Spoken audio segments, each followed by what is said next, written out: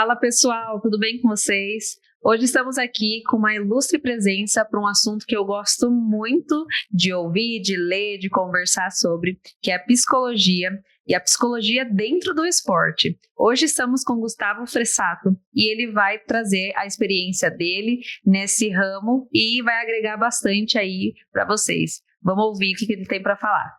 Então hoje, Gustavo, queria começar com você se apresentando para quem está te ouvindo, se você é de Curitiba, como que você escolheu essa linha de trabalho, que é a linha esportiva. Dá uma introdução aí pro pessoal. Primeiro, eu queria agradecer vocês aí pelo convite. É uma honra poder trazer um pouco da psicologia esportiva. A gente sabe que ela é embrionária ainda dentro da psicologia, mas que também hoje, nos últimos tempos, vem ganhando uma força muito grande, Então, agradeço vocês aí por compartilhar um pouco, Eu sou uma das pessoas que onde dá para falar de psicologia esportiva em especial, eu tô dentro, justamente porque eu sei que precisa, É um campo no qual, por muito tempo, ele foi deixado de lado, mas que hoje a gente vê, grandes conquistas que a gente tem nesse espaço. Então, eu sou de Curitiba, sou o Gustavo, tenho 28 anos, sou formado em psicologia pela FAI, aqui em Curitiba mesmo, Atualmente aí eu trabalho no Curitiba, com a equipe feminina do Coxa, então também é uma honra poder estar participando desse projeto do Curitiba, que realmente vem mostrando o quanto que as instituições também vêm olhando para a psicologia esportiva. E a minha trajetória dentro da psicologia ela é muito curiosa, na verdade, porque eu sempre quis fazer algo relacionado ao esporte e não cheguei aqui à toa, Eu costumo falar que eu sou um atleta frustrado, Fui um atleta frustrado. Eu, com 17 anos, tive que lidar com uma mistura de sentimentos aí, quando eu tive que fazer uma transição de carreira, Eu jogava vôlei, tentava chegar no alto rendimento. Olhando agora, eu percebo que era uma questão orgânica, corpo, estatura, Nem tinha tamanho, às vezes, para estar ali, Mas quando a gente é adolescente, a gente percebe que era uma questão de dificuldade minha mesmo, de entender o porquê que eu não podia estar nesse lugar.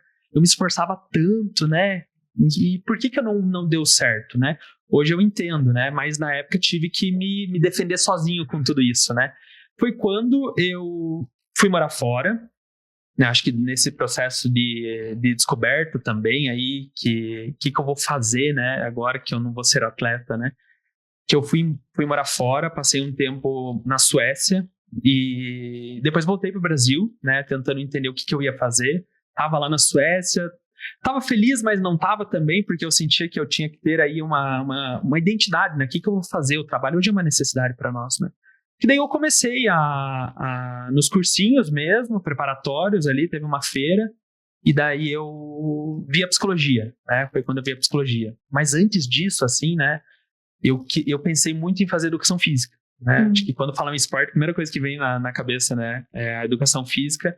Mas eu fui desencorajado, em fazer educação física. Acho que por toda a questão social aí, a banalização até da profissão, assim. Então eu falei, tá, e agora, É esporte, o que combina com isso, Foi quando daí eu, numa feira de profissões, aí eu encontrei a psicologia, em especial um grupo falando sobre psicologia esportiva. Que legal. Aí, parece que, tipo, quando você encontra, deu match, é tipo isso. E daí, desde então, eu entrei na faculdade, assim, com muita certeza do que eu queria, Eu nunca escondi de ninguém, assim, desde o primeiro período até o 10º período, que eu tô aqui para psicologia esportiva, Sim. Então, tentei aí por muito tempo também entrar no campo de estágios da psicologia, bem restrito, A gente está num estado onde não tem tanta possibilidade, psicologia esportiva um pouco menos, assim. Então, eu tentei me aproximar de outras formas, Trabalhei em instituições aí que são do meio do esporte para sempre, estar perto dos ambientes esportivos, que era o que mais me fascina, Me fascinava, me fascina até hoje, assim. Então, tudo aconteceu nesse formato, sabe? E no decorrer da graduação, assim, eu sempre busquei puxar todas as minhas demandas para a psicologia do esporte também, tentar angariar alguns parceiros ali, no fim das contas só saiu eu mesmo da graduação pensando em esporte, mas eu estive presente numa instituição que me permitiu também trazer o olhar da psicologia esportiva, Porque eu realmente era um fiel da psicologia esportiva dentro da instituição, e não tem dentro de uma grade curricular, Hoje é uma especialização da psicologia, Daí foi quando, dentro da coordenação, depois de alguns nãos, né, eu consegui um sim. Então, eu falo, é um movimento que eu criei dentro da própria instituição de criar uma matéria, uma disciplina de psicologia esportiva antes de eu me formar, né?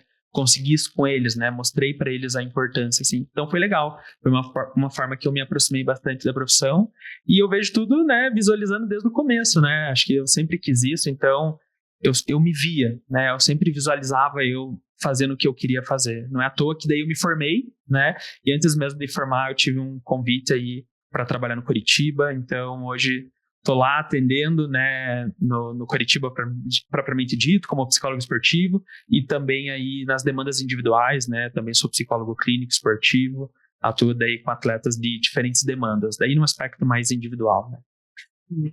E hoje, então, assim, vendo o seu hall de atendimentos, você atende pessoas normais, né? Por exemplo, o Gulim, se quisesse lá se atender com você, para não só demanda esportiva ou não, no seu caso específico, não, Cris, seria só se você tivesse em preparação para algum campeonato, como que é essa parte mais clínica? Então, é interessante a pergunta justamente porque se confunde muito, né? A psicologia esportiva e a psicologia clínica, né? O psicólogo esportivo, ele não faz psicologia clínica, né? Eu, dentro do Coritiba, não tenho nenhum contato, não tenho nenhum privilégio individual para nenhum atleta ali, né? O meu objetivo ali é que o grupo performe, né? E a partir disso, nós temos relações de ganhos, né? Tanto a instituição, as atletas, a comissão de modo geral, então é visando a performance do grupo, né? Claro que às vezes pode aparecer alguma demanda, né, que parte de alguém da comissão, ou até mesmo da atleta, mas a lógica sempre vai ser mais coletiva, né? Diferente do atendimento clínico individual. Aí esse sim, né, ele é individualizado mesmo, ele é preparado a partir de uma demanda do atleta, que não precisa ser, né, um atleta de alto rendimento, pode ser os atletas normais, né, pessoas que se aproximam da atividade física, mas hoje dentro da clínica acaba atendendo também atletas desde alto rendimento, mesmo que vivem a partir disso, como atletas que também têm aí o esporte como uma segunda profissão, digamos, né, daí são colocamos nas categorias de amadores, daí, né, atletas mais amadores. E para alguém bem leigo, assim como eu, como é que é esse trabalho com grupo? A psicologia clínica eu já vi como é que funciona a condução, mas esse trabalho grupal, assim, no Coritiba, você analisa os jogos, o desempenho dos atletas, como é que funciona esse teu trabalho lá na prática? Então, eu costumo falar que eu faço parte eu sou um membro da comissão técnica mesmo, né? O psicólogo esportivo, ele trabalha ali no gramado mesmo, né? Claro que a gente tem a nossa salinha lá, quando precisa, mas a gente tá no dia a dia do atleta mesmo, né? Então, eu acabo trabalhando muito com observações, né? Porque a partir daí a gente consegue ter um olhar um pouco mais aprofundado das ações, do dia a dia do atleta também, né? E tudo vai partir, né? Eu costumo dizer, de uma periodização do clube mesmo, né? E como que, do calendário esportivo, a gente tem que olhar primeiro quando que tem, né, as competições, como que a gente estrutura isso, né? Qual é a demanda desse grupo? Tem grupos que a gente percebe que tem alguma demanda mais específica. Vamos dar um exemplo aqui, né? Questões de competitividade, né? Regulação emocional. Tem grupos que às vezes podem aparecer outras questões relacionadas aí ao próprio grupo, né? Ego, algo nesse sentido. Então, mas você analisa o desempenho do grupo como um todo, mas você trabalha pontualmente, assim, vamos dar um exemplo, um jogador tá no meio do jogo e você sente que ele tá perdendo a cabeça, tá? Entrou num flow, você faz uma intervenção nesse caso com ele, não? Durante o jogo, isso não acontece. No vestiário, assim, de chegar, se acalma um pouquinho, alguma coisa nesse sentido, não acontece.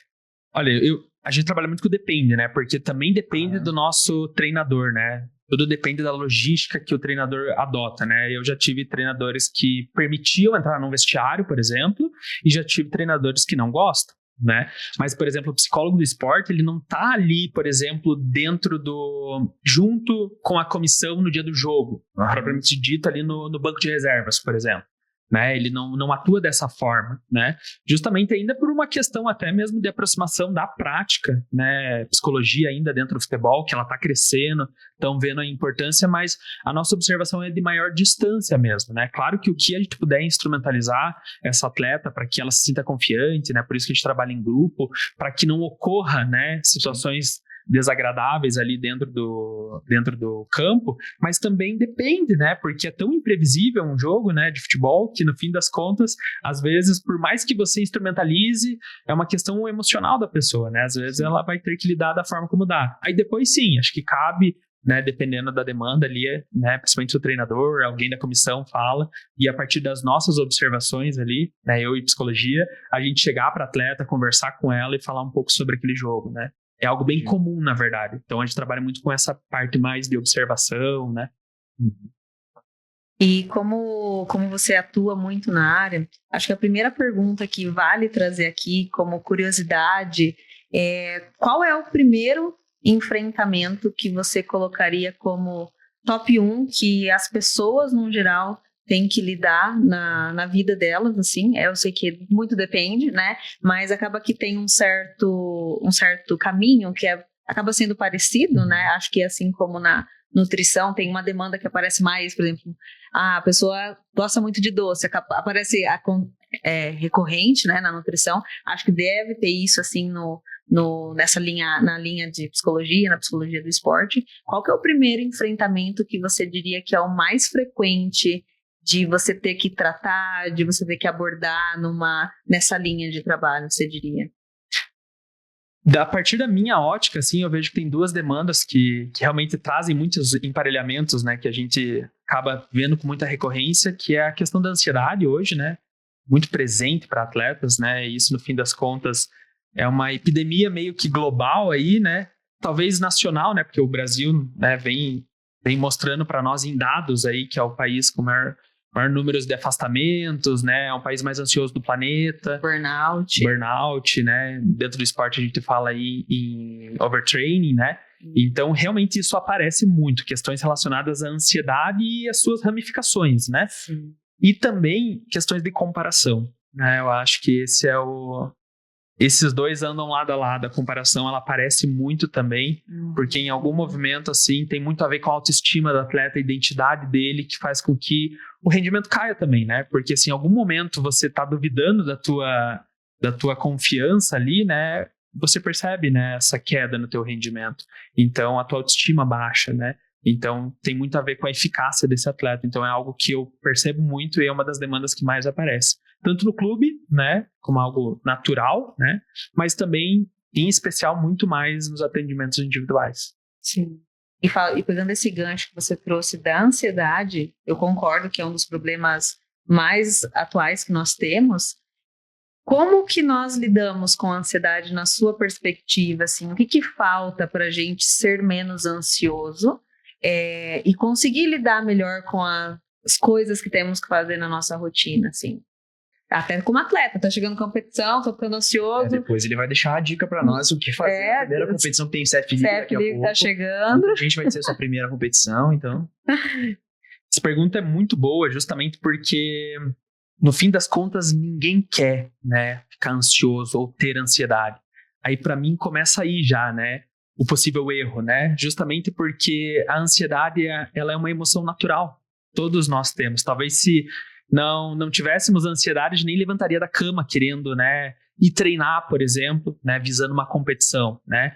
É que hoje a gente acaba dividindo muito a ansiedade naquilo que ela é produtiva e aquilo que ela é improdutiva, né? Um atleta que ele tem ansiedade produtiva, ele não tenta excluir essa ansiedade dele, né? Ele acolhe essa ansiedade e ele vê o que ela está querendo dizer, né? Então, se ele tem algo para fazer, ele vai procurar algo para resolver esse problema, né? Se a minha preocupação é melhorar a minha parte física, por exemplo, o que eu vou fazer para melhorar essa parte física, né? Eu corro atrás de informações, ajuda, instrumentos para lidar com isso, né? Eu não fico ruminando, né? Eu não fico ali pensando, porque aí a gente já cai numa ansiedade mais improdutiva, né? Que daí é o atleta que ele acaba realmente não conseguindo trabalhar a resolução de problemas, né? Ele sabe que ele tem que melhorar em algum lugar, em alguma área dessa pirâmide, que ela é bem extensa, né?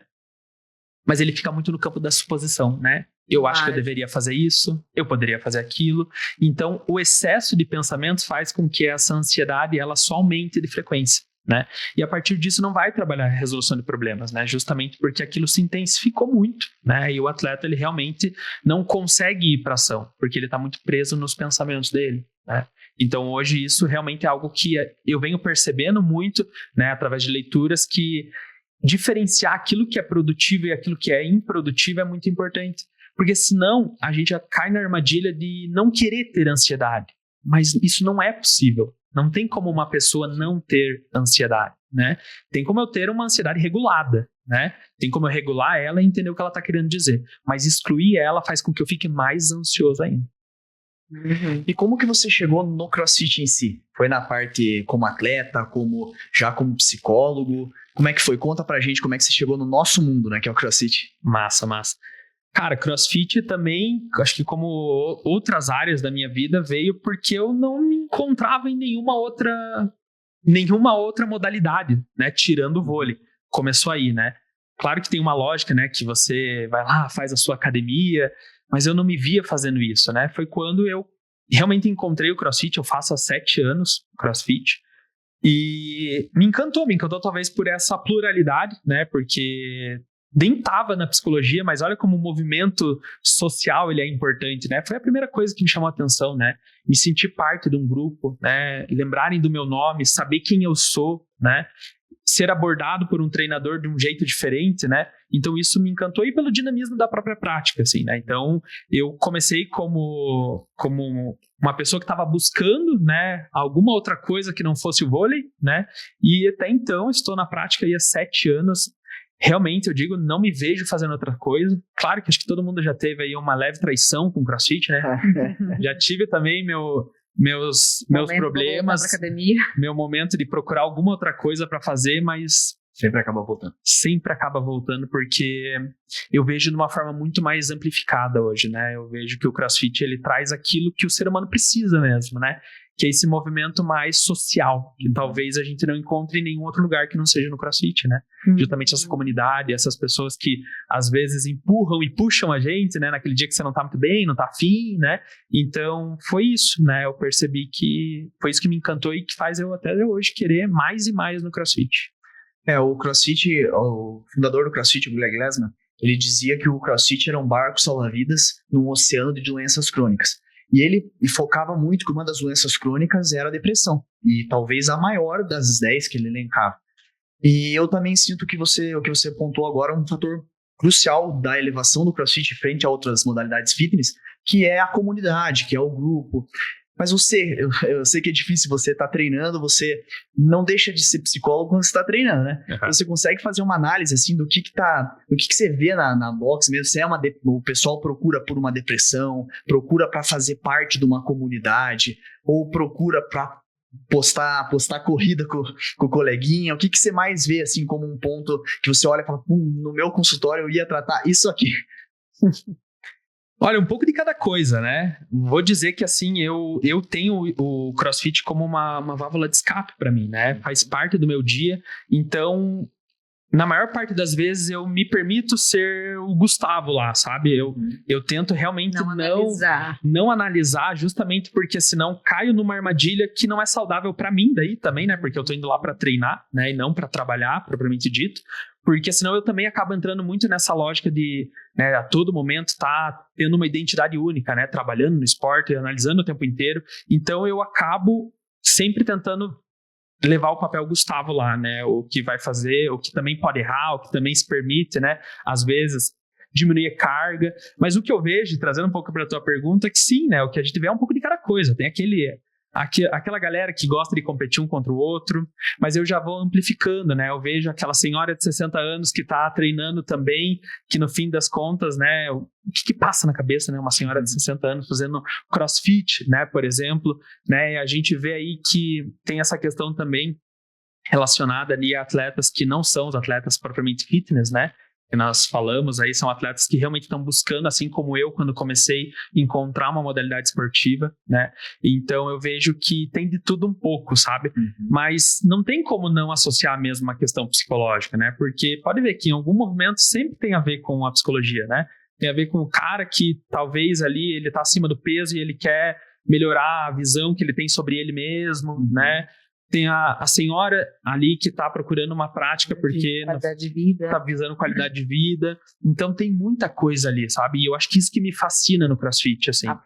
A variedade, né, de opções ali que acaba sendo interessante, né? Não tem mas eu acho que todo mundo lista, quando a gente conversa, né? Eu acho que lista essa questão do em grupo.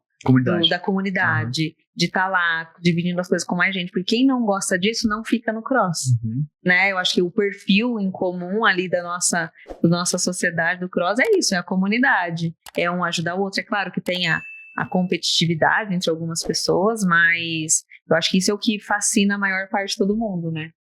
E as diferenças, né? Eu acho que a psicologia, ela se apropria das diferenças, porque o ser humano ele tem muita dificuldade de lidar com diferenças, né? Sejam elas ali muito próximas daquilo que a gente vê num CrossFit, por exemplo, né? Ou até mesmo de modo geral. Então eu vejo que no fim das contas, quando a gente consegue lidar com essas diferenças no contexto que me parece que às vezes não tem espaço para esse tipo de pessoas, eu vejo que a gente conseguiu, né? Conseguiu fazer com que essa pessoa fique na atividade física, conseguiu fazer com que ela faça um acompanhamento nutricional, porque nunca passou pela cabeça dela que era importante, né? Então eu vejo que são pequenas conquistas, né, que fazem com que a gente olhe para aquilo e fale, cara, não é à toa que eu tô aqui, não é à toa que eu acordo 6 horas da manhã para estar aqui 7 horas treinando, né? Porque a gente encontra talvez algo que não é tão visto assim, né? Tá meio que nos cantinhos de cada coisa, nas lacunas aí, né, que a gente vê da boxe. Eu acho isso sensacional, acho que é o que faz a gente se alimentar de algo massa, assim, que é o CrossFit.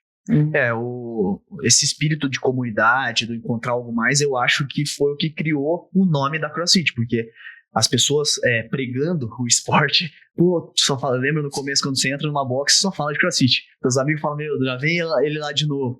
Eu acho que isso fez fomentar a comunidade, a união, e eu acho que dentro esse cenário tem as diferentes, a pessoa que está ali só para uma qualidade de vida, uma saúde, e tem, eu acho que o que mais te procura, que é o atleta de performance. E eu queria muito falar do atleta de performance depois. Eu até queria, não sei se você acompanha muito o cenário dos atletas de elite, mas nós estamos enfrentando muitos problemas nos últimos 2 anos, que principalmente na categoria elite feminina, que as duas principais atletas que iam brigar pelo título, elas têm 19 anos e as duas se ausentaram. Uma voltou esse ano, mas ficaram pelo menos 2 anos fora da temporada, já sendo as principais, esse número 2 do mundo, por problemas mentais, por problemas de saúde mental. Eu queria que você pudesse expressar com a tua experiência o que você acha que acontece numa jovem de 19 anos a ponto dela chegar e falar, não, eu preciso parar, senão eu vou enlouquecer. Foi o argumento das duas que pararam nessa linha de competir para chegar ao trono, sabe? O adolescente por si só, né, ele já acaba puxando muita responsabilidade para ele, né? Porque talvez é uma das fases da vida de um ser humano, assim, de maior desafio, né? Porque ele sabe que ele não é criança mais, né? Mas ao mesmo tempo ele também não é adulto, né? E a partir disso ele se depara com uma fase que é crucial, né? A fase que ele tem que trabalhar com muita decisão. O adolescente, ele sempre tem que estar trabalhando com decisão. E decisão tem a ver com responsabilidade, né? Então ele tem que assumir responsabilidade, que talvez ele olhe para o lado, assim, tem pessoas que não têm tanto isso, né? Não tem tanta responsabilidade. Um jovem de 18, 19 anos, por exemplo, tendo que fazer coisas que teoricamente, né, a gente vê mais aí no campo dos adultos. Então isso gera uma mistura de sentimentos, né, nessa atleta também, né? Eu fico pensando nesse sentido, porque é difícil mesmo, né, você dar conta, né, de uma identidade própria, porque eu não consigo pensar que essa pessoa, ela consegue fazer alguma outra coisa que não seja, né, estar ali naquele meio, né, com 19 anos de idade, já num nível de alto rendimento, mas ao mesmo tempo eu vejo o quanto que ela deve ter que lidar com tantas identidades que também saem a partir dessa pessoa que não é só atleta, sabe? Essa identidade dela enquanto talvez mulher, essa identidade enquanto filha, enquanto relacionamentos que vem aparecendo. Hoje a gente olha por questões ali um pouco mais longes, né? Tem pessoas que, no fim das contas, acabam atrelando tudo a desempenho, né? Mas, às vezes, é uma questão de regular, né? Alguma questão, por exemplo, hormonal. É algo muito comum que a gente vê hoje, né? Em atletas que, se isso também não tiver regulado, coloca numa conta ali da saúde mental, mas também tem a ver ali com uma questão orgânica do corpo. O corpo também precisa desse tipo de vitamina, né? Mas, claro, dentro desse cenário competitivo que eu vejo, assim, são talvez, né, nunca conversei com ela propriamente dito, né, mas eu vejo que separar os papéis, né, porque a identidade do atleta sempre é rodada por muita coisa, né, e aí a gente pode ir longe, né, pensa uma atleta como essa, né, a pressão que ela não sente, por exemplo, numa mídia, né, a pressão que ela não deve ter por em algum lugar ser a super-heroína, né, desse lugar, pode ver, né, já tem uma carga, já tem um peso em cima dela que com 19 anos ela já é promissora, né. Ou seja, você tem que ganhar, né? Tá todo mundo olhando para você, né? E isso, né, para um cérebro que ainda não amadureceu por completo, imagina a mistura de sentimentos que não dá ali, né?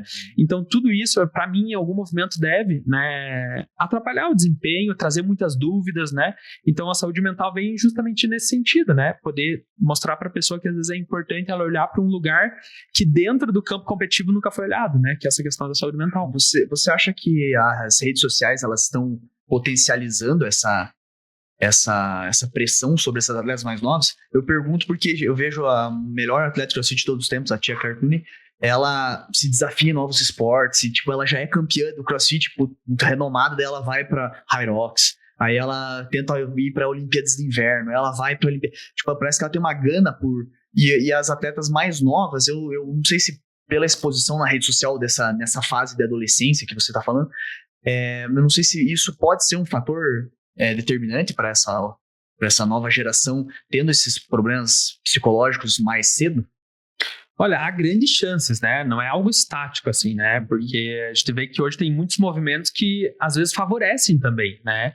Esses atletas, até porque a maior parte deles também precisa disso até para ele se manter dentro do esporte, né? Seja aí a nível até financeiro, muitas vezes, Sim. né? Mas o que eu vejo, né, que no fim das contas, as questões relacionadas aí à imagem, né, as redes sociais, faz com que a pessoa crie uma visão do ideal, sabe?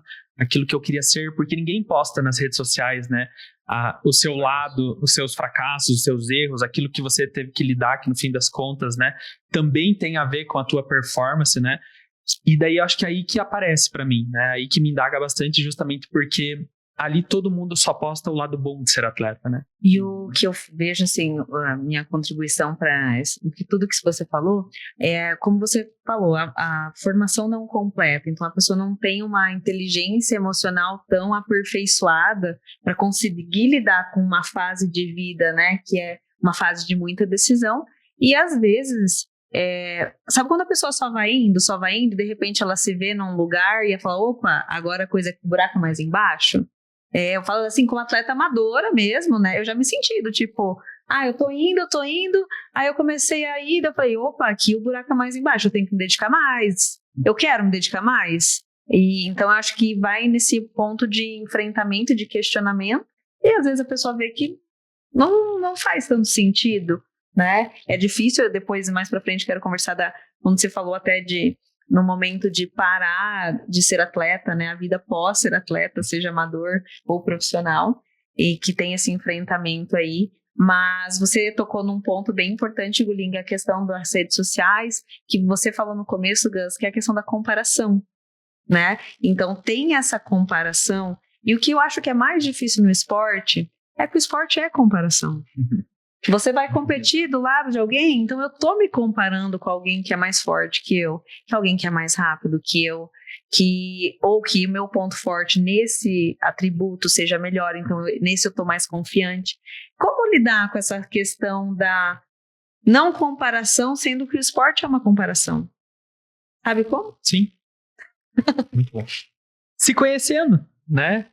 O autoconhecimento parte muito disso, né? Porque o drama do esporte começa aí, né? Que eu tenho que ganhar da outra pessoa, né?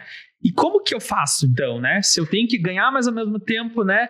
Eu não posso me comparar, né? É uma dúvida que a gente vê em diferentes modalidades, assim. Por isso que, para mim, o que eu vejo é que muda o esporte, mas a dimensão psicológica que os atletas chegam é muito parecida. Porque antes disso tem uma instituição mesmo, né? Que é o esporte. Eu tenho que ganhar de você, né? E o drama já começa aí, já, né? Por isso que o autoconhecimento é importante, né? Para você, claro, olhar para as tuas fragilidades, mas também supervalorizar aquilo que você tem de bom, né? Porque se em algum movimento, né, um atleta tá ganhando de você, é porque ele talvez tenha algo a mais que você não tem também. Aí você tem que escolher, né? Se você vai olhar para isso como algo que vai te impulsionar a ponto de você resolver o seu problema, né? Ou se você vai olhar para isso num ponto mais vitimista, né? Do tipo, eu queria tanto ser essa pessoa, mas eu não sou, né? Então, esse lugar que eu vejo do autoconhecimento que é importante, né? Que daí, para nós, né, dentro da psicologia, vai para uma questão da autoestima dessa pessoa, né? Porque muito se fala de autoestima, a primeira coisa que vem na cabeça é a imagem, né?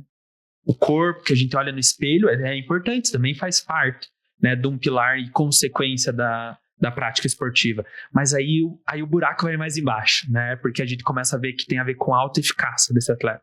Quanto que ele olha para ele e ele sabe que ele é bom naquilo que ele faz, ele também não exclui as suas fragilidades, né? Porque ele sabe que ele precisa desempenhar ali. Só que se ele tiver uma visão, né, distorcida sobre o que ele tem de bom, isso vai impactar no rendimento dele, né? Porque se você olha para você e você se compara, né, perde confiança mesmo, né? Não é um atleta confiante, né? E eu costumo dizer que o atleta, ele deixa de se comparar a partir do momento que nem é uma questão isso para ele. Ele sabe que talvez ele olha para o lado, a outra pessoa é melhor, mas ele está mais focado na performance propriamente dita dele, na superação, naquele ganho que ele vai ter, que o que vier depois só vem para somar tudo isso que eu construí do processo mesmo, né? Então isso eu acho que é algo que a gente vê, o que diferencia as mentalidades dos atletas que hoje, é por isso que tem que trabalhar esse ponto, né? Numa conversa mais profunda. Às vezes não é numa conversa de roda de amigos. Exatamente, eu ia entrar nesse ponto agora, eu ia falar assim, o que para mim me deu autoconfiança, me deu conhecimento? O tempo, a maturidade foi me dando conhecimento para poder lidar com situações. E nós estamos falando de atletas muito novas. Será que a psicologia ela pode ajudar atletas novos a encurtar esse tempo de conhecimento e percepção dela mesmo e de comparação, tudo assim? É uma ferramenta importante para isso? Muito, muito importante, né? E eu digo que talvez o momento ideal, né? Porque se a gente está falando sobre repertório de vida, né? Pense que um adulto, em algum lugar, ele tem um autocontrole diferente, né? Para mim, história de vida de uma pessoa, repertório que ela tem, também ajuda ela a lidar, ela a ser resiliente nessas horas. A gente está falando de uma atleta de 19 anos que talvez não viveu nada do que pessoas, né, de 20, 25, 35 anos já viveram, né? Então, para mim, já começa aí que eu olho, talvez, que o momento ideal, né, para ajudar uma atleta seja nesse momento, justamente porque é o momento em que ela ainda está em formação, né? Não dá para acelerar o processo, né? O processo está acontecendo ainda, né? Então, ou seja, o cérebro dessa jovem de 19 anos, ele tem circuitaria ainda para acontecer ali, tem muito movimento para acontecer, tem maturação ali. Então, tudo isso ajuda, né, o atleta a ter um pouco mais de flexibilidade na hora de lidar com problemas. Aí que eu vejo que não é uma regra, mas o adulto, quando ele procura ajuda, né, é por conta própria, né? O adolescente, às vezes, né, ele precisa de alguém de segurança para dar esse toque nele de falar, acho que você precisa de ajuda, né? Daí que vem a questão das intervenções com pais, né? É o que é muito comum na adolescência. Na maior parte das vezes, a gente lida muito mais com os pais dos jovens do que com eles, propriamente dito. Ele é um ponto depois, mas eu vejo que ajustar a expectativa dos pais é um grande desafio, né? Porque muitas vezes até os pais eles colocam um fracasso pessoal como um potencial espelho no seu filho, né? Ele fala, putz, eu não fui um atleta, mas meu filho vai ser. Eu vejo isso muito. Então deve ser muito difícil lidar, né, com essa relação de pais e filhos no esporte, né? É um grande desafio, né? É um desafio justamente porque, no fim das contas, tem de tudo um pouco, né? Tem aquele pai que, às vezes, ele é permissivo demais, tem aquele pai que talvez ele é autoritário demais, né? E tem pais que talvez projetam em algum movimento também aquilo que eu não tive, né? Então eu vou dar para você. Mas daí a conta não fecha, né? Porque daí o filho fica em dívida, né? Daí é a ajuda do outro lado, né? É isso aí. Então, assim, fazendo um resumo para o pessoal que está nos assistindo, eu acho que é interessante o fio da meada, que o autoconhecimento é o que permite você não se comparar.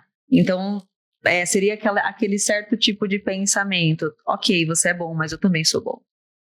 Né? Então, é um momento que você olha para você e você consegue ver os seus pontos fortes, mas respeita o coleguinha que está do lado e foca em você, que aí se sobressai e não tem essa comparação. Seria mais ou menos assim ou não? Dá para pensar nessa lógica, assim. É algo bem, bem interessante, justamente porque, para mim, uma pessoa que se conhece, ela chega onde ela quer, né? Ela é capaz de chegar onde ela quer, justamente porque em nenhum momento essa pessoa está excluindo, né, as fragilidades. É porque no esporte não dá para falar muito sobre fragilidades, né? Por muito tempo, a psicologia por si só, né, ela estava nesse campo, né, da loucura, né? Essa coisa que, né, quem faz tem algum problema, tem algum distúrbio propriamente dito, e não, né? O privilégio da psicologia às vezes é esse, né? De poder, talvez, questionar mais as coisas, né?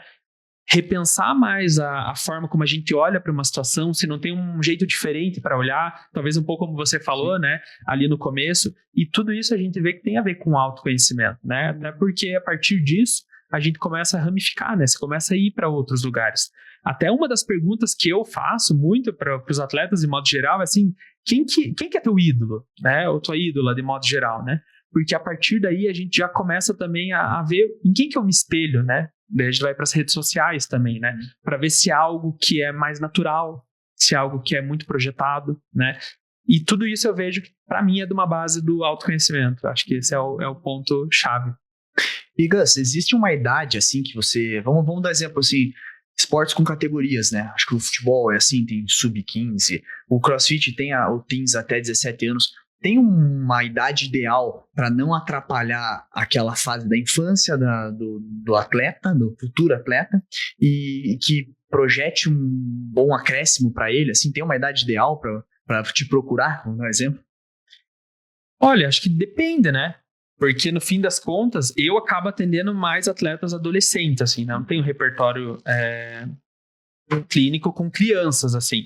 Mas talvez é a idade que também chame mais atenção com o aumento de responsabilidade mesmo, né? Porque talvez ali, né, é até algo que dentro do clube a gente fala muito, né? A lógica de uma escolinha, né? A lógica ali, kids, que a gente vê no CrossFit, é para brincar mesmo, né? É para transmitir um pouco daquilo que é mais importante para nós, que são os valores da prática esportiva, né? Uma pessoa que sabe que ela tem que trabalhar com organização, responsabilidade, dedicação, isso para nós é importante. Talvez a criança leve isso com um pouco mais de leveza.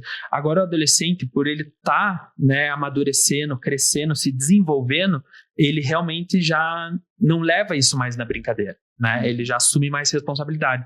Então ali a pré-adolescência talvez é o momento ideal, né, para falar sobre isso, justamente porque o cérebro ainda ele tá evoluindo, tem muita coisa para acontecer ali. Então acho que esse seria o ideal e talvez uma das partes importantes, de modo geral, de forma sistêmica, não só para o esporte, né? Uhum.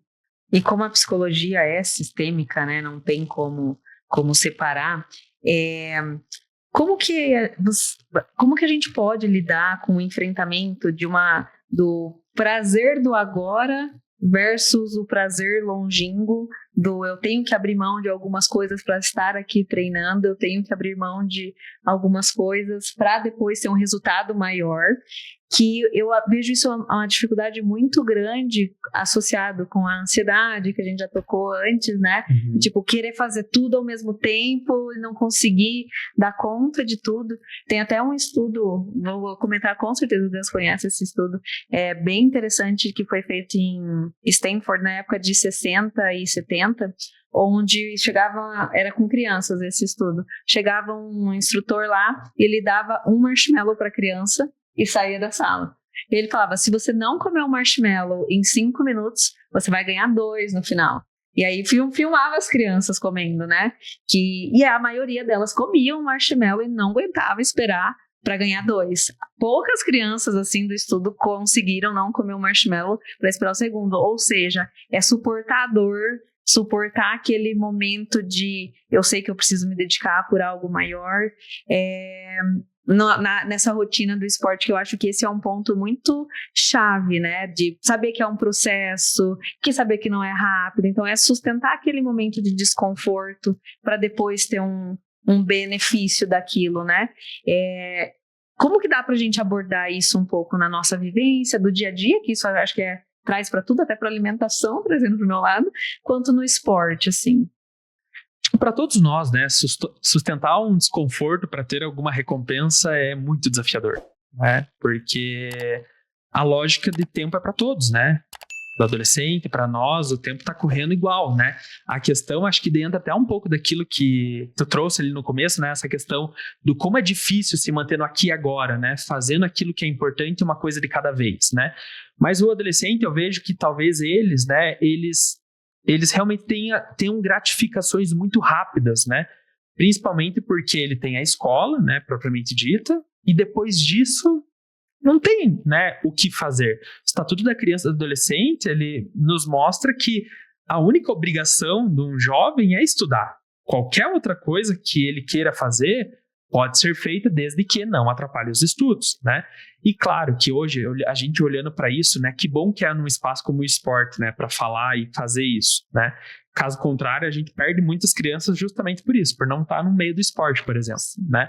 E aí, nessa questão que eu vejo do desconforto é entender que o processo, né, de gratificação que eles têm, por exemplo, das redes sociais, daquilo que eles veem no dia a dia, não acontece nesse tempo real, naquilo que a gente vê, né, no dia a dia.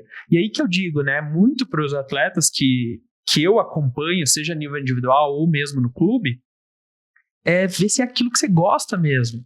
Faz aquilo que você gosta. Porque se em algum movimento você está muito preocupado com o tempo, você está muito preocupado, não está sentindo prazer na prática que você está fazendo, será que esse é o teu lugar? Né? E eu digo isso assim porque eu vejo muito, né? Porque o nosso país, né, ele é um país do futebol, né? Ele foi instituído dessa forma, né? Só que daí a gente esquece que não existe só futebol. Existem tantos outros movimentos, tantos outros esportes que possam ser feitos, né? Que daí essa criança, ela é colocada, o menino no futebol, a menina na dança, no balé, e acaba por aí, né? Só que se uma pessoa não tem prazer naquilo que ela faz, o tempo para ela é muito diferente de uma pessoa que faz aquilo que gosta, né? Então eu já presenciei isso muito, né? Até hoje mesmo, né, a gente teve ali na nossa base despedida de atletas, porque ela percebeu que não é o futebol, é o esporte, mas não é o futebol, né? E daí eu falo, cara, que, ó, chega de me arrepia mesmo, me arrepia justamente porque esse é o nosso trabalho, né?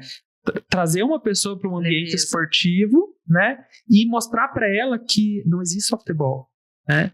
Não existe só uma ação na nossa vida. Né? A gente tem que se descobrir mesmo, e talvez não é um problema nenhum voltar, daí talvez lá no começo a gente pegou e falou, né?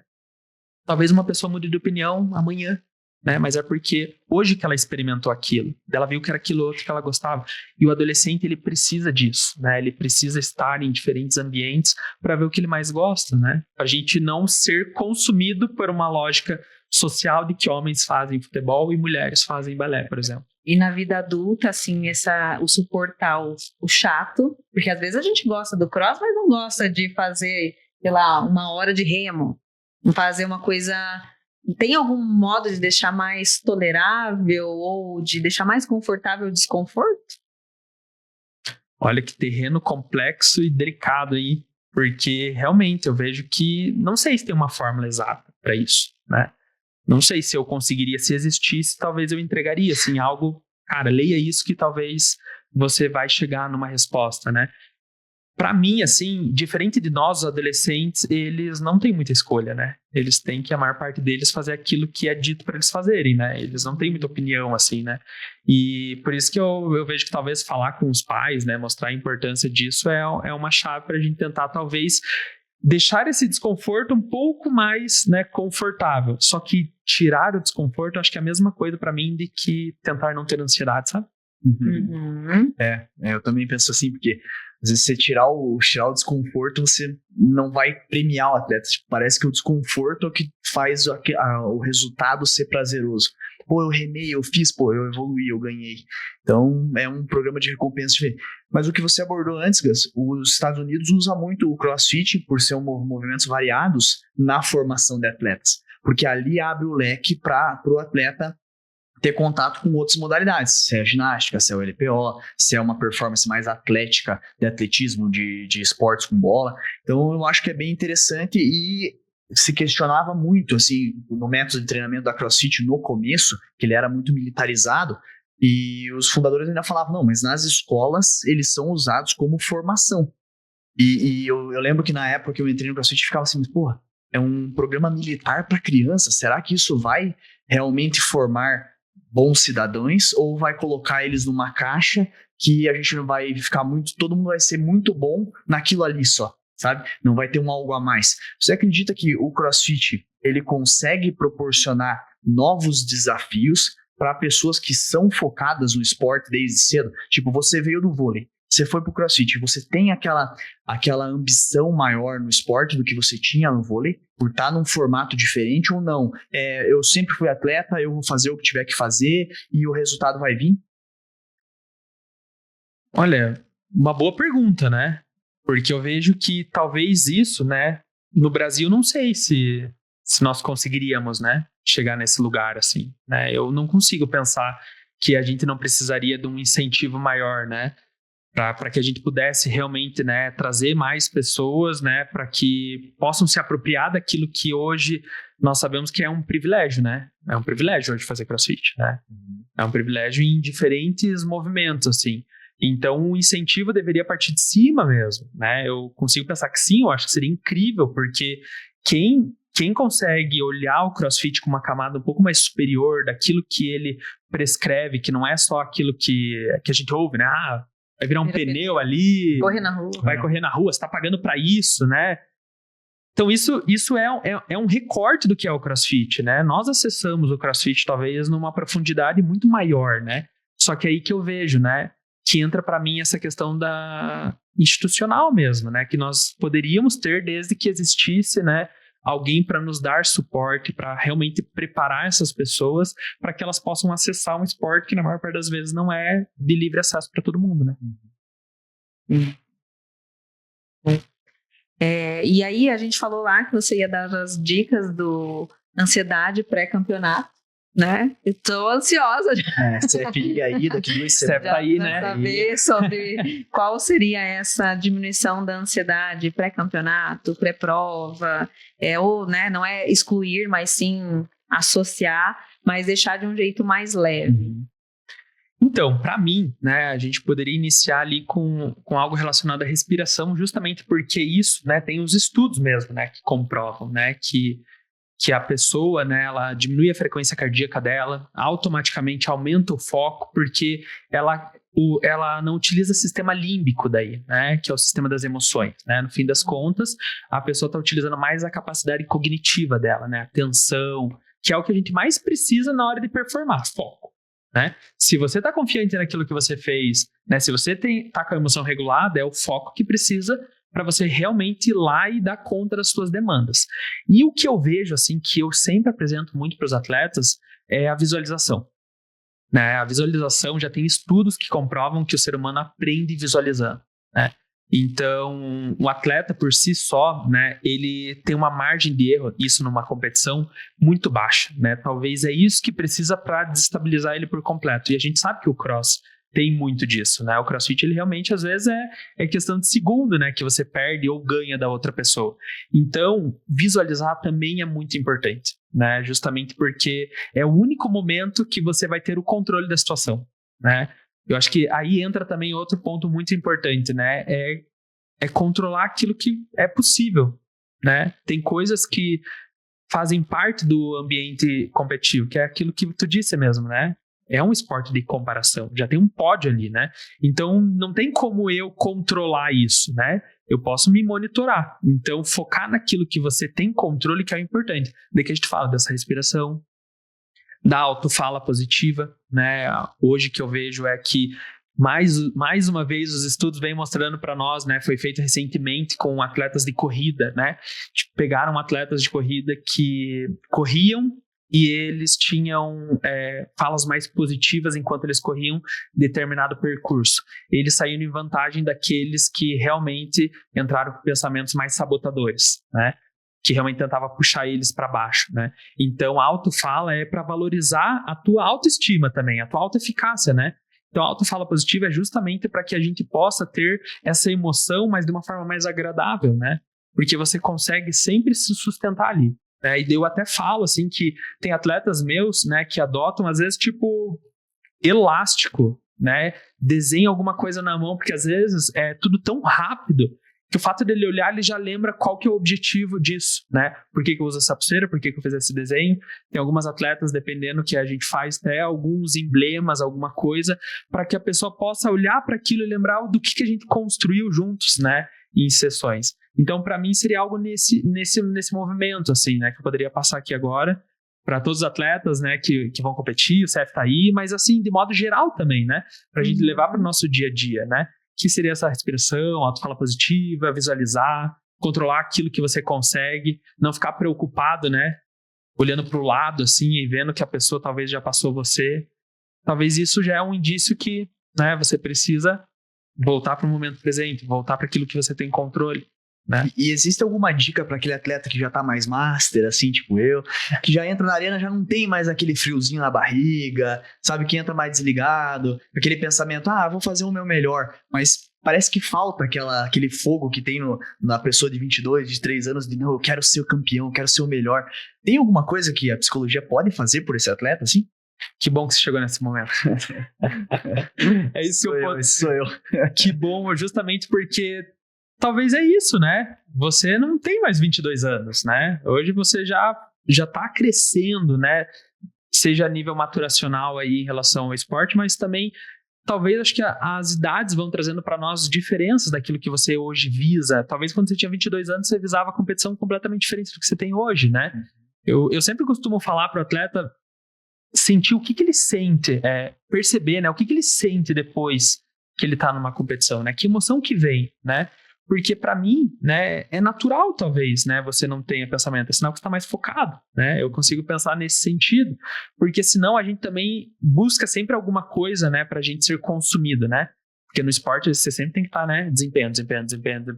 E talvez o teu desempenhar ser assim um pouco mais leve, a não ser que traga uma angústia, algo nesse sentido. Que daí eu questiono, né? Tem angústia depois? Né? Você sente mal? Falta alguma coisa? Se não faltar, talvez você venceu. Você venceu justamente nesse sentido, porque você está sabendo lidar bem com a prática competitiva. Talvez porque você está há muito tempo dentro dela, né? Agora, se daí as emoções são mais desagradáveis, aí eu acho que cabe um olhar mais aprofundado. Pra mim, eu não tenho mais aquela gana quando eu entro na arena, assim, tipo, eu preciso ser o melhor. Mas quando a gente ganha uma bateria, alguma coisa, você fica em outro estado, feliz demais. E as minhas melhores memórias que eu tenho, que as pessoas importantes da minha vida não fiquem chateadas, são no esporte. Então, pra mim, sempre valeu a pena, sabe? Mesmo não tendo mais aquele ímpeto de jovem, de eu preciso ganhar aquela raça, aquele sangue no olho, hoje eu sou... E aí eu ainda enfrento que eu compito com esses tipos de pessoas mais jovens que têm essa gana. E às vezes eu fico, mas falta alguma coisa em mim, cara. Falta aquela... Mas pode ser idade. E pessoas bem resolvidas, né, elas sempre vão ser mal interpretadas, né? Dentro do esporte acontece isso também, né?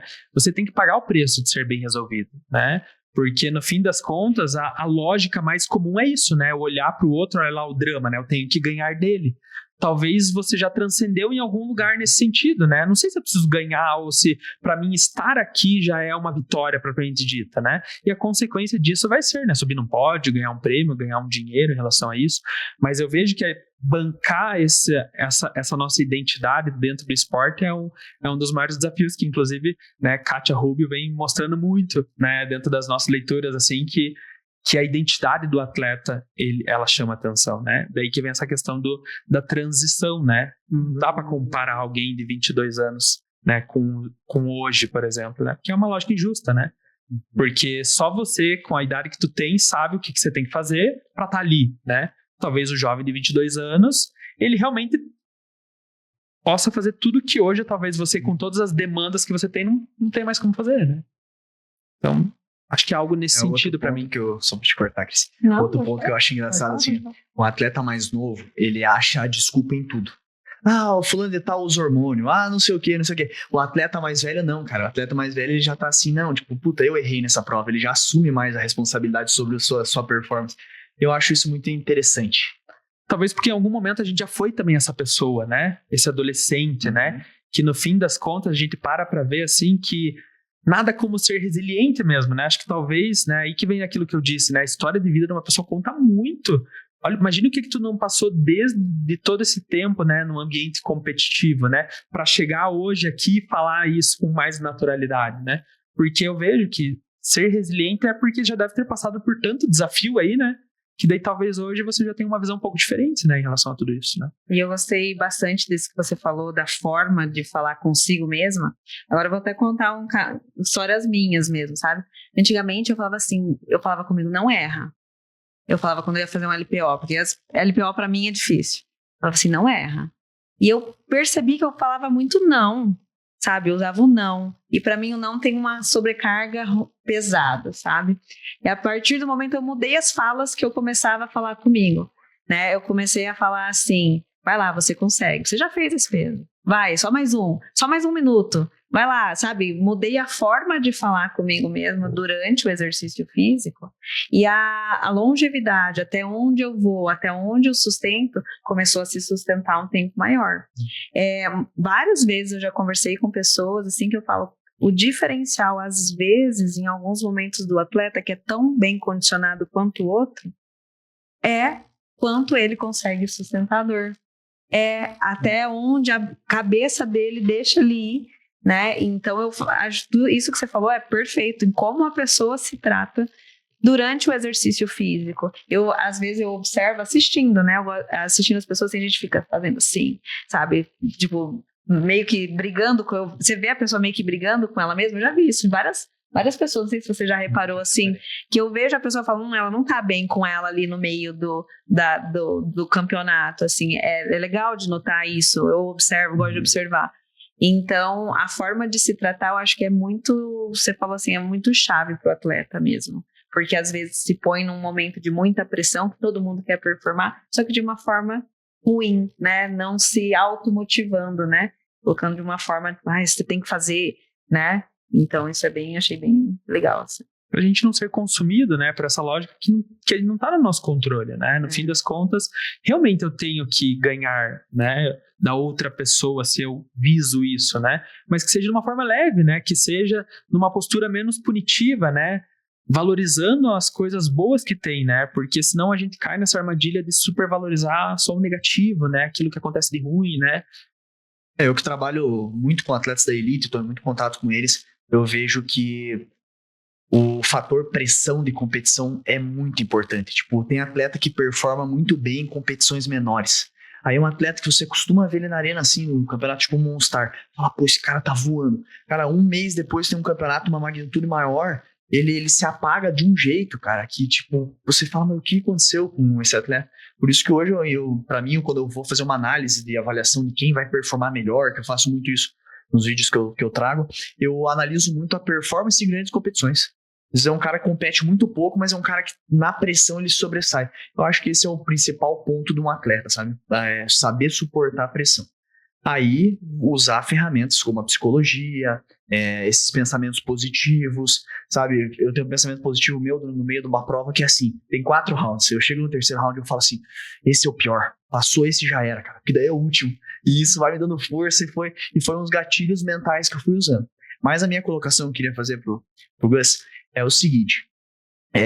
Você acha que os gatilhos mentais são importantes para os atletas? Porque eu vejo muito atleta assim, tipo, começou a ir mal numa competição, eu tô com uma lesão, sabe? Aí outros que já chegam na competição e falam assim, não, eu não treinei nada, eu não sei. Cada um tem um gatilho diferente, uma desculpa, alguma coisa. Você acha que isso é importante para alguma coisa do atleta? Porque eu vejo que todos têm, cara, todos têm um gatilho, sabe? Ou o meu gatilho é assim, tipo, eu tô velho, tipo, eu só vou, entendeu?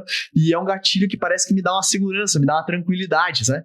Mas eu vejo que todos têm, até na elite, cara. Na elite tem o cara que reclama do judge, chega lá e fala, não, porque aquele judge... Então, eu vejo esse gatilho muito presente. Eu queria saber, isso é importante pra psicologia? Ou isso é uma válvula de escape pro atleta? O que? Para nós, né, eu em especial, sempre busco identificar os fatores desencadeantes daquela pessoa, né? Pra gente tentar entender em que momento que me parece que aquilo reverbera mais, né? Que aquilo aparece com maior frequência ali, intensidade, né? Então, se a gente parar para ver isso, né? Faz muito sentido identificar os fatores desencadeantes, porque hoje os fatores desencadeantes, que, né, são os gatilhos, né? Eles que realmente fazem a ansiedade vir a ser improdutiva, né? Então, assim, dando exemplo para vocês, né? Dentro do ambiente competitivo, por exemplo, de CrossFit, eu já tive presente com atletas que, por exemplo, a dificuldade o fator desencadeante não era nada relacionado à competição, à visão que eu tenho sobre mim. Era uma questão situacional na área de aquecimento, por exemplo, né? A área de aquecimento é um fator desencadeante para mim. O porquê? Isso faz sentido para a pessoa, mas ali a gente tem que trabalhar a dessensibilização ali, né? que estratégias que a gente vai utilizar para que, de uma parte extremamente importante da competição, que é uma área de aquecimento, tu consiga lidar com isso, né? Eu tive atleta também que se apegou em lesão, por exemplo, né? Que mentiu ter lesão porque não soube lidar com o fator competitividade, né? Que não queria mais competir. Estava muito mais fora do ambiente competitivo do que dentro. Aí, por pressão daí, dos pais, propriamente dito, né? Dando um exemplo disso, que você trouxe a questão da lesão, né? É muito melhor eu me lesionar do que falar que eu não quero mais. Porque os meus pais aceitariam mais fácil uma transição de algum atleta que se lesionou do que eu chegar e falar assim, não quero mais, né? Então pode ver como é uma questão de expectativa mesmo, né? Eu me coloco em risco, eu viso uma lesão, eu invento uma lesão, mas é melhor do que falar bem assim, não quero mais, né? Um adolescente, olha para onde, né? O cérebro, ele é fértil, ele vai longe, né? Então, buscar os fatores desencadeantes é importante. Às vezes são pessoas, né? Dentro de cenários, talvez assim, de cenários competitivos tenham muito pessoas também, que daí às vezes aquela que entra na comparação também, né, aquela melhor que eu, essa melhor, então às vezes pessoas também são fatores desencadeantes, né, então é bem natural às vezes, né, a gente trabalhar a dessensibilização desse lugar, e antes na competição mesmo, por isso que eu falo, o atleta ele tem que ter rotina mental mesmo, né, se ele achar que é importante, a Cris sabe, né, é importante tomar, né, água todos os dias naquela quantidade, né, eu digo assim, é importante, mas a gente tem que mostrar que é imprescindível. Se um atleta não se prepara mentalmente para uma competição, em algum movimento, talvez ele possa aparecer em alguma imprevisibilidade no meio do caminho, que ele vai ter que lidar. Aí, se ele estiver preparado mentalmente, ele até pode ficar com raiva, mas isso é controlado. Né? Ele controla, ele consegue se reorganizar de novo, né? Porque o atleta tem uma tendência, né, a querer andar no mesmo caminho. Só que é difícil andar no mesmo caminho na vida, né? Então, tudo isso a gente vem vendo que tem a ver com preparação mental mesmo. Então, respondendo a tua pergunta, olhar para esses fatores desencadeantes é imprescindível. Não sei se ajuda, né, para o atleta, mas eu vejo que traz muita resposta. E esses fatores, você morou na Suécia, pô. Culturalmente muda isso? Porque eu, quando acompanho, tô vendo os vídeos de atletas americanos, eles têm um ego exacerbado. Eles acham que eles são os melhores do mundo. Eles menosprezam os outros, sabe? Mas eu não vejo tanta desculpa deles. Eles competem machucado, sabe? Eles chegam a um limite diferente. Então, eles trabalham com um ego mais inflado. E os atletas do Brasil, principalmente, assim, na América Latina, eu sinto que eles já vêm procurando uma desculpa antes da competição, tá? Muitos até... Aconteceu isso uma vez com um atleta, não vou citar o nome dele, da Elite do Brasil. Na primeira prova ele sentiu uma lesão na coxa. Ele fez o campeonato inteiro. E a gente dando entrevista pra gente, ele falava, porque eu tô lesionado, mas vou dar meu sangue. E você via que a performance dele não é muito boa. Tipo assim, não estaria tão boa pra ganhar o campeonato, mas ele ficou em sétimo, no regional, entendeu? Então, tipo assim, é isso que eu sinto. Tem alguma coisa cultural que faz com que, às vezes, o atleta se vitimize mais, o atleta tem um ego, às vezes, maior, como os americanos. O que faz isso? Ou é do ser humano mesmo? É pessoa a pessoa?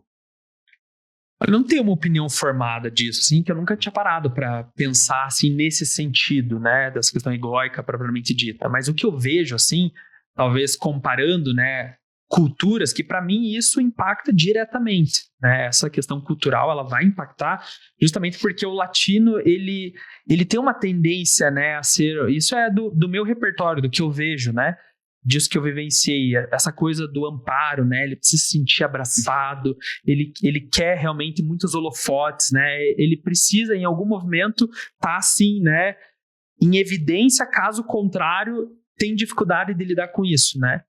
E isso realmente a gente não vê muito fora, né? Eu tive essa experiência num país nórdico, por exemplo, e que muito pelo contrário, né? A cultura já não vejo a hora que você vai embora, né? Deu teus 17, 18 anos, o que você está falando aqui em casa, né? Então, realmente, eu vejo que isso em algum momento possa, né, responder a tua pergunta. Não sei se relacionada, não saberia te dizer em relação a atletas, mas da minha percepção eu vejo que sim, né? A gente é muito amparado, quer ser amparado. Eu pensei muito nisso, analisando aonde os brasileiros estão atrás dos demais no mundo, sabe? E os países nórdicos têm grandes campeões, né? Os americanos também têm grandes campeões e têm essa mentalidade do superego que eu falo. E é isso aí, eu achei que até a Cris se conhece, tem um amigo nosso, o Ricardo, que ele treinava com a gente aqui na B-Rap e agora ele tá morando nos Estados Unidos. Ele falou pra mim semana passada, falou, Munim, aqui é impressionante, cara. No Brasil todo, aqui eles acham um absurdo os brasileiros falarem tão naturalmente do anabolizante. Porque pra eles o anabolizante é uma repulsa. No Brasil o que você mais ouve é, aquele atleta tá performando bem porque ele toma bomba. Tipo, então o brasileiro usa qualquer coisa como uma desculpa, e ele falou que pra eles não, tipo, pra eles eles ainda preferem dizer, não, mas eu sou melhor que aquele cara mesmo ele fazendo tudo que ele faz, entende? Então isso me chamou muita atenção, e pelos resultados dos brasileiros, as competições importantes, perdendo para esse tipo de pensamento, me levou a esse questionamento, será que nós não somos muito vítimas, e procuramos gatilho, e roubamos a repetição do amiguinho na box, e será que esse não é o ponto principal de que falta no atleta, mesmo aqui no Brasil, na América Latina? Sabe, é um questionamento que eu tenho bastante assim, nessa função do atleta. Eu li uma vez em um artigo falando sobre a formação de personalidade conforme a nacionalidade. E tinha, assim, uma diferenciação na formação de personalidade, da forma de enfrentamento da vida, conforme as regiões, né? Ocidental, oriental, ocidental, norte, sul. Então, acho que vai de encontro com o que você falou. Não falava em relação ao esporte, mas falava muito em como levar a vida. O brasileiro, eu acho que ele leva muito a vida no jeitinho brasileiro. Não, no final a gente dá um jeito, né? Dá um jeito. E, por exemplo, a cultura asiática, o compromisso, a seriedade com que eles levam desde o esporte até o trabalho, você percebe que é completamente diferente. Então, eu acho que é realmente cultural. Que a cultura, como a gente, né, vive a vida, impacta, assim, como a gente pensa, como a gente se comporta, como a gente se apoia ou se critica, né? Então, acho que faz total sentido. Não saberia te dizer também como, mas faz muito sentido o que você falou. O ponto que agora vamos trazer um pouquinho para os brasileiros, né? As atletas que abriram mão do CrossFit Games alegando problemas de saúde mental foram dos países americanos, nórdicos. Então, aí nós temos, talvez a gente leva no jeitinho, a performance não vai ser tão boa, né? Mas estamos cuidando da saúde mental. Em algum lugar, né? Vocês foram falando isso, né? E eu fiquei pensando, né? Tem a ver também, né? Com que a construção do atleta, ele tem que começar numa base, né? O atleta, ele tem que, desde, né, ali, jovem, criança, ele já tem que ter uma identidade, né, relacionada ao esporte para que seja feito um acompanhamento, que ele seja desenvolvido para chegar naquele lugar, desde de questões multifatoriais, assim, né?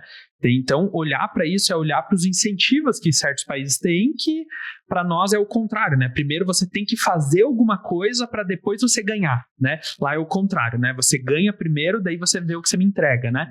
Então, isso também tem um impacto, né? Uma questão financeira envolvida. Se a gente ir longe, né? Nas questões das Olimpíadas, né? O Brasil rema, né? Ele rema. E no fim das contas a gente tem as nossas potências, né? Tem as potências mundiais justamente por questões de investimento, né? E esse investimento, né, ele não precisa ser só financeiro, né? É uma questão, exato, vezes, né? Emocional, questões educacionais, né? Psicoeducar sobre, que nem às vezes a gente, né, não sei, dentro do que eu vejo, às vezes a gente tem que indicar para um atleta que já é de alto rendimento, a importância dele olhar para a base piramidal, que é a alimentação, questões fisiológicas. Mas, né, eu sei jogar, eu sei fazer isso. Sim, mas você também tem que saber olhar para esses outros aspectos, sistêmico, né? Então, tudo isso que eu vejo tem uma questão cultural, psicoeducar, né, essa educação propriamente dita, né? E disso que tu traz também, que eu vejo hoje, né, que já tem algumas leituras que eu faço, que tem um fator do brasileiro, né, que não é à toa que a gente está no ranking ali, né, de ansiedade, né, por exemplo, mas olha como isso também tem o seu lado bom, né, porque muitas pessoas não querem ter isso, né. Hoje já tem, né, em algum lugar, né, o que eu vejo, determinados países querendo brasileiros para fazer certas atividades, porque só brasileiro também tem esse traço, esse perfeccionismo que talvez outras culturas também não tenham. Então, assim, por isso que talvez comece a aparecer algo que a competitividade tá crescendo, né? A gente pega a Rebeca Andrade, por exemplo, né? Ela realmente hoje entrou dentro de um cenário competitivo que Simone Biles falou bem assim, mas gente, há muitos anos não tinha alguém que fazia eu ter medo de perder, né? E uma brasileira fez isso, né? Então, tudo isso mostra que, claro, né, temos muito a avançar ainda, mas a gente também tem os nossos ativos aqui, né? Que também vem mostrando pra gente que é possível, né? Uhum. O brasileiro ele sempre se destaca mais por talento, né, do que às vezes pela entrega em si.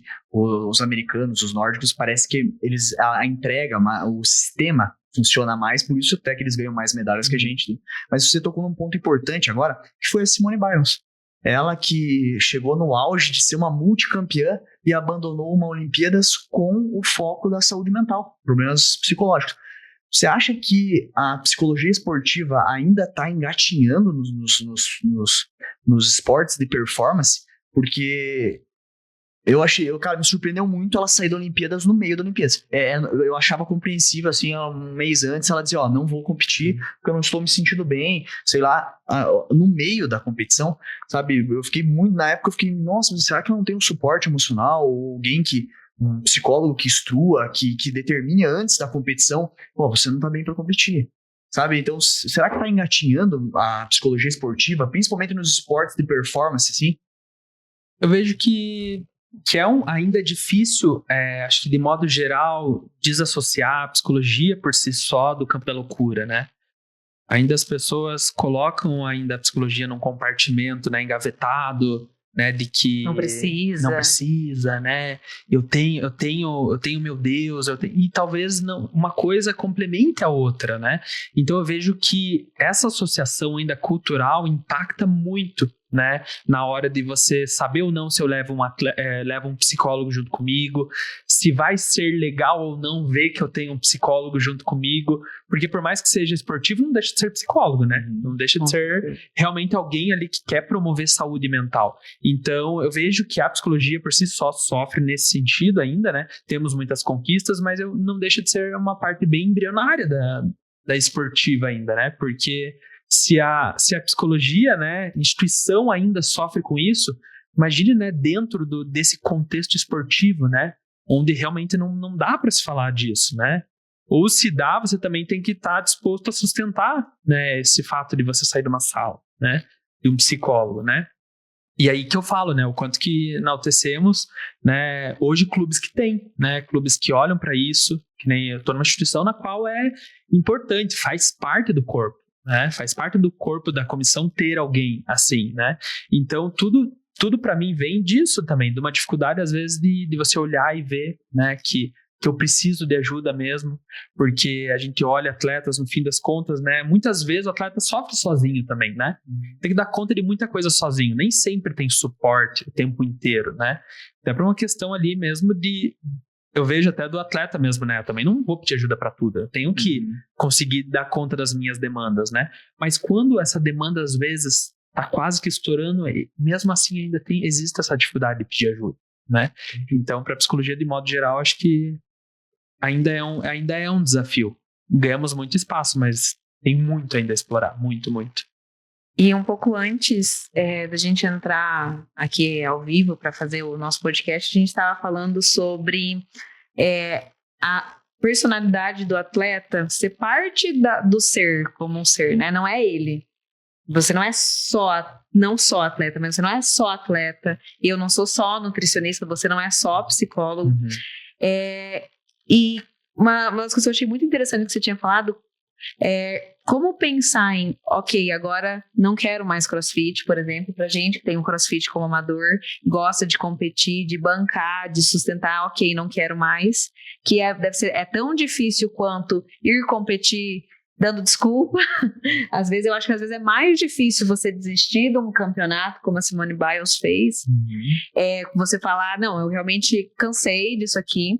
Como que você lida com essa questão que você falou de transição da pessoa que foi atleta ou a pessoa que quer mudar, mas não tem aquela coragem, né, para mudar de esporte, seja aquilo. Como você aborda essa questão dessa transição do era bom, agora não é mais? Então, a transição de atletas, né, e a aposentadoria de atletas é um tema muito emergente, né? Ele está aí presente dentro da psicologia esportiva. Por isso que a psicologia esportiva ela não olha só para o rendimento do atleta, né? Ela olha para quem ele vai ser quando tudo isso já não fizer mais sentido, né? E dentro de uma transição de carreira de atletas, assim, o que a gente percebe tem muito a ver com isso, né? Ele foi moldado naquele espaço, o temperamento dele, a personalidade dele foi constituída ali, e daí não tem outros planos, né? Que outros planos eu tenho que se não esse, né? Para o atleta, para nós, assim, olhando, parece que é algo tão comum, né? Falar bem assim, sim, você sai do alto rendimento e passa a fazer isso como um lazer. Mas isso é o trabalho deles, né? É a função, é aquilo que tem necessidade na vida deles, é o que sustenta. Então, aí que começa o desafio, né? O desafio começa aí de autoconhecimento, de falar bem assim, tá, mas que outras coisas que você gosta que não sejam um esporte, né? Vamos pensar em outros planos, plano B, plano C, né? E isso para um atleta que está fazendo transição, como eu falei, né? Você jogou lá no esporte, no futebol, mas a atleta viu que não era futebol. Que ótimo. Foi no futebol que ela descobriu que não é o que ela gosta, e ela gostava de outra modalidade. Ou seja, ela já começou a construir um plano diferente, né? Então, isso dentro do atendimento individual talvez seja mais possível, né? Porque a gente vai ter que, né, remar ali junto com o atleta para tentar mostrar para ele que ele é um pouco disso, mas ele também pode ser um pouco de outra coisa, né? E talvez, né, até mesmo transições mais horizontais, assim, né? Dependendo do atleta, é muito comum que o atleta se mantenha na prática esportiva fazendo tendo alguma outra profissão, nutrição, psicologia, fisioterapia. Por isso que hoje, né, eu sempre questiono muitos atletas de como que eles estão lidando com os estudos deles, né? Porque o funil é bem pequeno, né? A gente está falando que poucos passam para o alto rendimento. Talvez, assim, os estudos mostram que 0,0000 passa, né? E aquilo que a gente vê na televisão, aquilo que é bonito, né? Aquilo é muito menor do que a gente imagina. Então, a nossa preocupação é com o que a gente vai entregar para a sociedade. Por isso que a gente questiona muito sobre a questão dos escolares, né? O que você está fazendo, quais são os seus planos que não sejam apenas o esporte, para essa identidade não ficar fixa em relação ao esporte, né? Só sei fazer isso, né? E tem atletas que se instrumentalizaram e se defenderam e conseguiram, né? Chegaram no alto rendimento e talvez não pensa que ele também vai se aposentar. E os estudos vêm mostrando pra gente que um atleta que se aposenta e também não pensou nesses planos, ele também adoece mentalmente. Porque ele tinha uma identidade e ela acabou. Porque você teve que se aposentar, né? Porque o corpo não dá mais conta dessas demandas, né? E o que você vai fazer? Quem é você se não esse atleta? E aí que entra mais uma dúvida. Quando eu jogava futebol americano na seleção brasileira, então eu me aposentei com 27 anos no futebol americano. E foi num momento que, assim, eu não aguentava mais, cara. Eu tava em campo, tava em alto rendimento. Pô, eu já me aposentei, vai fazer 8 anos e até hoje meus números são dos maiores do Brasil. E eu chegou um dia que eu falei, não quero mais isso, cara. Não quero mais isso. Só que nesse processo eu já fui conhecendo o CrossFit. Então foi fácil, uma transição. Foi muito eu achei que ia doer muito a transição. Foi tranquila, foi natural. Mas agora vem uma pergunta, eu não sei se é a tua área de atuação, mas, e assim, a gente tá falando de aposentadorias, de transições de carreiras, e quando acontece de um atleta em alta performance ter uma lesão, algo que tire ele do esporte, ou por um período curto, ou até aposente ele. Como lidar com isso? É a tua área de atuação? Como é que você se comporta nessa situação? Sim, talvez aí, né, que algumas demandas cheguem, né, na clínica propriamente dita, com atletas, né, me lesionei agora, porque percebe que em algum movimento ele também perdeu a identidade, porque esse atleta, ele não tá mais ali naquele lugar no qual para ele era muito comum, muito habitual. Talvez dentro do clube, eu vou dizer para vocês que é o espaço no qual eu mais fico, né, junto com o fisioterapeuta. Porque é a parte que talvez ele percebe que acabou, né? O que talvez não é real, mas o sofrimento sim. Para ele, o sofrimento humano ele é muito parecido com aquilo que é real e imaginário. Ou seja, ele já está imaginando, daí vem as ansiedades, daí que vem aquilo que é o infarto propriamente dito, né? Da alma desse atleta, assim, que a gente vê. Que ele já imagina que acabou ali para ele. E se acabou é porque eu vou ter que fazer uma transição. Né? Então, dentro do clube, talvez isso na clínica chegue como demanda principal, né? Mas dentro do clube, talvez, olhando para isso, é um dos espaços no qual eu mais fico. Porque é onde a gente percebe que o atleta ele realmente está mais vulnerável, ele realmente está fora do grupo, ele realmente não é visto às vezes, não porque o clube não olha para ele, mas é porque ele precisa agora, né, traçar um novo caminho do modo atleta. Ninguém chega para um atleta e diz para ele aquilo que era mais importante, falar bem assim, você gosta de competir? A lesão talvez vem junto. A que grau? Não sei, mas todo atleta talvez já teve que se deparar com algum tipo de lesão, né? Então a gente percebe que isso para o atleta é uma questão, né, de sofrimento mesmo, né? Porque no fim das contas ele não sabe lidar com aquilo. E daí que entra o nosso papel mesmo, de alguém que acolhe isso, né? Busca encontrar novos olhares para isso. Essas mesmas técnicas que eu passei para a galera aqui, falando para vocês, a gente utiliza muito com o atleta que está lesionado, né, justamente porque os estudos mostram pra gente que uma pessoa aprende, né, visualizando. Então os estudos vêm mostrando pra gente que uma pessoa também, ela também otimiza o processo de recuperação dela de uma lesão visualizando, né? E essa visualização é a imaginação, né? E se ela for uma imaginação mais positiva, de alguém que vem, né, que vai realmente se comprometer com o processo agora, né? Porque a identidade do atleta tem que ser igual, ele tem que continuar rendendo, só que agora não é mais no campo, agora é lá, junto com o fisioterapeuta, que talvez às vezes é um saco, a gente vê, para eles é péssimo, para elas, né, de modo geral, que é com quem eu tô mais ali, mas é isso, é porque ninguém disse para você que isso poderia acontecer, mas pode, né? Então realmente essa é uma das demandas que no clube mais aparecem, justamente porque eu vejo que talvez insuposição, excesso de pensamento do atleta, às vezes ele acha que acabou ali. Por isso que é importante daí essa comunicação com o fisioterapeuta também, para entender quanto tempo esse atleta volta, né? Qual é o diagnóstico? É cirurgia? Não é? E assim, batata. Né? A gente tem atletas assim que talvez, né, o processo de recuperação estava para 1 ano. Dá 9 meses já está voltando, né? E a gente olha pelos comportamentos, a gente olha pela forma no qual a gente passa com elas ali e vê aquilo que elas falam, a forma como elas lidam com isso, porque não é fácil, né? Não deixa de ser um momento de frustração como pessoa, como atleta, nesse momento de lesão, né? Que é uma das coisas bem comuns, eu acho, da gente tratar, é a frustração. Frustração de você perder, frustração de você perder sua confiança em algum momento ali, frustração de se machucar e inúmeras outras frustrações que a gente, atleta amador ou profissional, vai acabar lidando na vida e na vida ali de atleta, né? Essa frustração acho que faz parte. Então, com autoconhecimento, a pessoa consegue lidar com esses momentos um pouco mais fácil, diria, né? E a estratégia, né, hoje, né, da psicologia esportiva também é mostrar, né, que quando você otimiza processos mentais de um atleta, quando você mostra para ele, né, muitas ferramentas, né, de saúde mental dentro do esporte, ele também previne riscos a lesões, né? Porque é um atleta mais atento, é um atleta que tem um foco na tarefa muito maior comparado aos que não tem, né? É um atleta que sabe lidar com as suas emoções, né? Justamente por isso, porque daquilo que é tão imprevisível, né?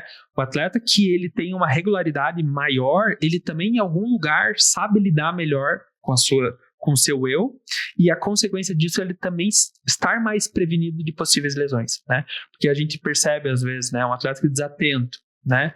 Talvez uma entrada, talvez um choque que esse atleta pode ter. E isso no CrossFit, a gente vê muito também, né? Sim. Se talvez lá no começo eu me perguntava daquilo, de olhar e ali eu tentar procurar trazer mais o Gustavo, que tá ali para treinar, uma das minhas preocupações são questões atencionais mesmo, né?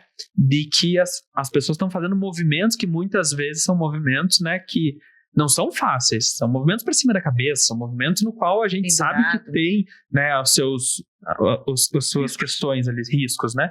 Mas aí que muitas vezes a lesão aparece por falta de atenção, né, por falta de conexão. Hoje a neurociência vem mostrando para nós, né, que o nosso corpo, né, corpo e mente, uma coisa só, né? E a ativação neuromuscular do atleta faz com que ele previna lesões também. Por quê? Porque ele está mais conectado naquilo que ele está fazendo. Um atleta de CrossFit, ele precisa estar conectado praticamente o tempo inteiro dentro do mod, né? Porque é para subir uma caixa, daí o que a gente vê às vezes, né? Um atleta caindo, né? Uma pessoa que está praticando atividade caindo, porque talvez tenha uma fadiga, sim, mas ao mesmo tempo também pode ser alguém que, né, se distraiu, perdeu o foco naquilo, porque está querendo performar muito rápido, não está respeitando, né, o seu processo, né? Então tudo isso a gente percebe, sim, que é uma coisa muito presente dentro de ambas as modalidades e no CrossFit muito também, né? Porque o foco na tarefa é o que importa, né? E se você não tem isso, você se coloca em risco, né? Com maior frequência. Uhum. E eu achei que a nossa conversa foi extremamente produtiva. Queria agradecer muito a sua presença aqui hoje conosco. E queria pedir para a gente finalizar a nossa conversa para você deixar uma frase de impacto, uma frase que você acha importante da psicologia, que pode chegar alguém que está precisando, ou que você acha que condiz muito com a sua linha de trabalho, para deixar marcado aqui para a sua fala final. Fechou.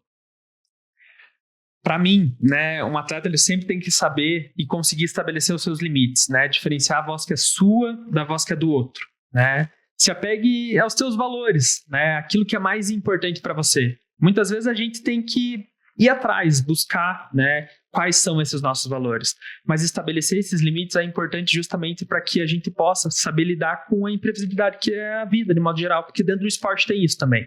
Nem sempre a gente vai conseguir performar, nem sempre a gente vai estar no melhor dia. Mas o mais importante é o que faça sentido, né, para você. Pessoal, muito obrigado pela participação de vocês no programa de hoje. Gus, muito obrigado. Por favor, se você está com alguma dificuldade, qualquer pensamento negativo, procure um profissional e curtam e compartilhem os nossos vídeos no canal. Muito obrigado. Obrigada.